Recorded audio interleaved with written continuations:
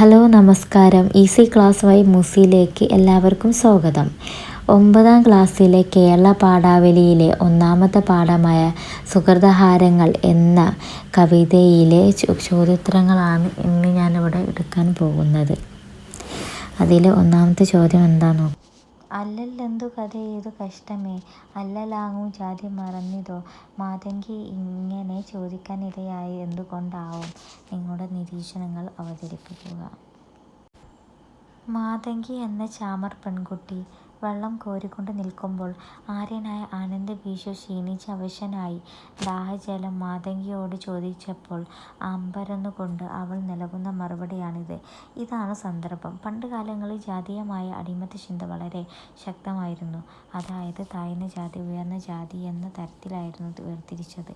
ഇങ്ങനത്തെ സാഹചര്യത്തിലാണ് ആനന്ദഭീഷു എന്ന ഉയർന്ന ജാതിയിലുള്ള ആര്യൻ താഴ്ന്ന ജാതിയിലുള്ള മാതങ്കിയോട് വെള്ളം ചോദിക്കുകയും ചെയ്യുന്നത്. അത് മാതങ്കിക്ക് വിശ്വസിക്കാൻ കഴിയുന്നില്ല.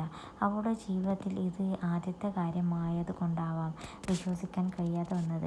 അത്രയും ജാതി വിവേചനം ആ കാലത്തുണ്ടായിരുന്നു. എന്നിട്ട് മാതങ്കി ആനന്ദഭീഷുവിനോട് പറയാണ്, ദാഹത്താൽ ജാതി നിയമങ്ങൾ മറന്നുപോയോ എന്നാണ് മാതങ്കി ചോദിക്കുന്നത്.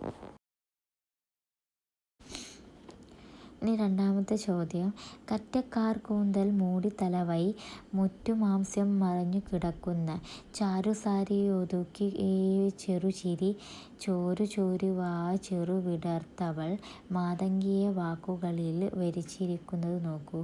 വേറെയും വാഗ്മയ ചിത്രങ്ങൾ കാവ്യഭാഗത്തുണ്ടല്ലോ. അവ കണ്ടെത്തി ഭംഗി വിവരിക്കുക.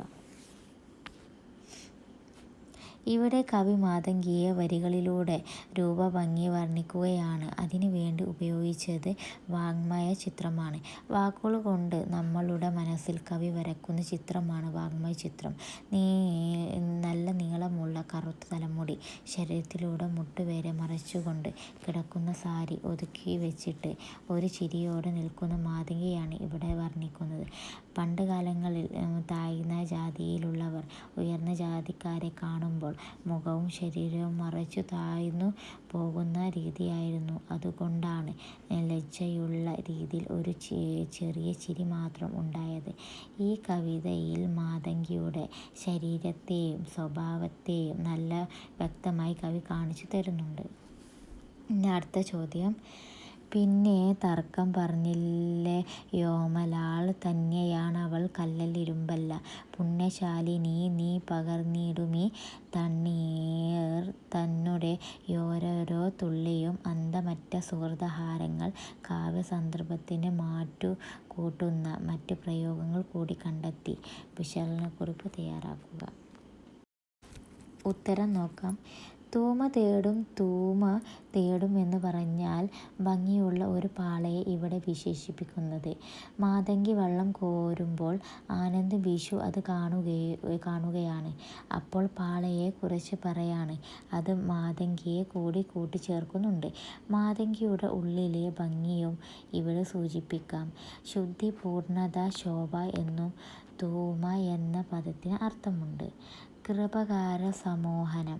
മാതങ്കിയുടെ മനസ്സിൻ്റെ കാരുണ്യത്തിലാണ് ഇവിടെ ത്രിപഹാര മോഹനം എന്ന് പറയുന്നത്. ആനന്ദഭീഷുവിന് ഒരു മടിയും കൂടാതെ ജലം കൊടുത്ത മാതങ്കിയുടെ കാരുണ്യത്തെ പറ്റിയാണ് പറയുന്നത്.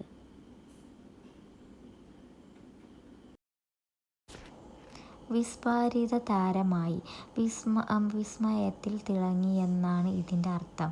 അതായത് സന്ദർഭം എന്ന് പറഞ്ഞാൽ താഴ്ന്ന ജാതിയായ മാതങ്കിയുടെ അടുത്തുനിന്ന് ജലം വാങ്ങിയ ആ സംഭവം ഇപ്പോഴും മാതങ്കിക്ക് വിശ്വസിക്കാൻ പറ്റുന്നില്ല.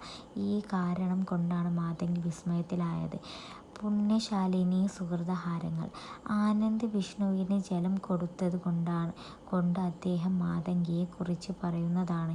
മാതങ്കി കരുണയുള്ളവളാണ്, പുണ്യാമതിയാണ് എന്നൊക്കെയാണ് ഇതിന് അർത്ഥം.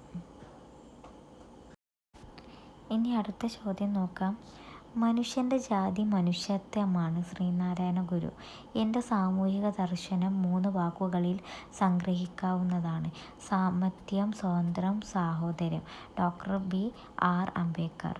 ശ്രീനാരായണ ഗുരുവും അംബേദ്കറും മുന്നോട്ട് വയ്ക്കുന്ന കാഴ്ചപ്പാട് കാവ്യഭാഗത്ത് എത്രത്തോളം പ്രകടമാകുന്നുണ്ട്? നിങ്ങളുടെ അഭിപ്രായം സമർത്ഥിച്ച് ചാണ്ടാലി ഭിക്ഷുകിയുടെ പ്രഭാഷണം തയ്യാറാക്കുക.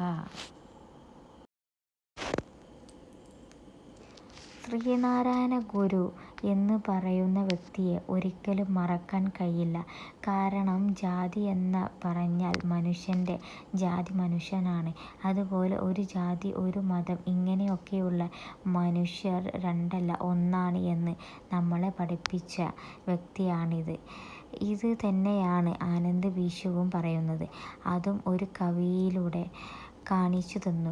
പണ്ട് കാലങ്ങളിൽ വലിയ തോതിൽ ഉണ്ടായിരുന്ന ഒരു ആചാരമായിരുന്നു താഴ്ന്ന ജാതി ഉയർന്ന ജാതി എന്നത്. അതുകൊണ്ട് താഴ്ന്ന ജാതിയിലുള്ളവർ ഒരുപാട് ദുഃഖം അനുഭവിച്ചിരുന്നു. എല്ലാവരെയും പേടിച്ചു നടക്കേണ്ട അവസ്ഥയിലായിരുന്നു. എന്നാൽ ആദ്യമായി ഇതിന് മാറ്റം കൊണ്ടുവന്നത് ആനന്ദ് ഭിക്ഷുവാണ്. ഇതുപോലെ തന്നെയാണ് ശ്രീനാരായണ ഗുരു മുന്നോട്ട് വെച്ചത്. എൻ്റെ സാമൂഹിക ദർശനം 3 വാക്കുകളിൽ സംഗ്രഹിക്കുന്നവയാണ്: സമത്വം, സ്വാതന്ത്ര്യം, സാഹോദര്യം എന്ന ആശയം മുന്നോട്ട് വെച്ച് ഡോക്ടർ ബി.ആർ. അംബേദ്കർ ആണ്. ഇദ്ദേഹം പറയുന്നത് സമത്വം, സാഹോദര്യം ഇതാവണം മനുഷ്യർ എന്നാണ്. അല്ലാതെ എല്ലാവരും വേർതിരിച്ചല്ല ഉള്ളത്. ഇവിടെ ഒരേ ആശയമാണ് എല്ലാവരും മുന്നോട്ട് വെച്ചത്.